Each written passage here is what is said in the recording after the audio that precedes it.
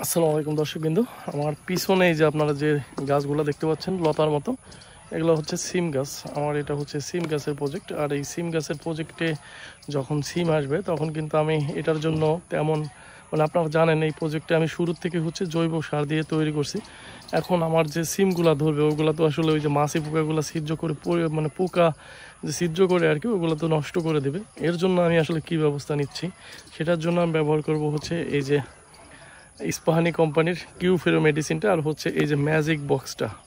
এই বক্সটা কিন্তু খুবই মজবুত, হার্ডি। এটা হচ্ছে পানি দেওয়ার কোনো ঝামেলা নেই। এটা আপনাকে কিন্তু কোনো প্রকার পানি দিতে হবে না, সম্পূর্ণ জাস্ট হচ্ছে মেডিসিনটা ওই যে দেখেন ভিতরে একটা মেডিসিনটা দিয়ে জাস্ট হচ্ছে এভাবে ঝুলিয়ে দেবেন বাস। এই ম্যাজিক ফেরোমন ফাঁদটা হচ্ছে আপনার পোকাগুলো যে ক্ষতিকর যে মাছি পোকাগুলো ভিতরে ঢুকবে আর হচ্ছে মারা যাবে আর কি। এই যে দেখেন কি পরিমাণে পোকা, দেখেন এই যে ধরা পড়ছিল। চাইলে কিন্তু আপনার সিম প্রজেক্টেও কিন্তু এই ম্যাজিক ফেরোমন ফাঁদটা আপনারা চাইলে ব্যবহার করতে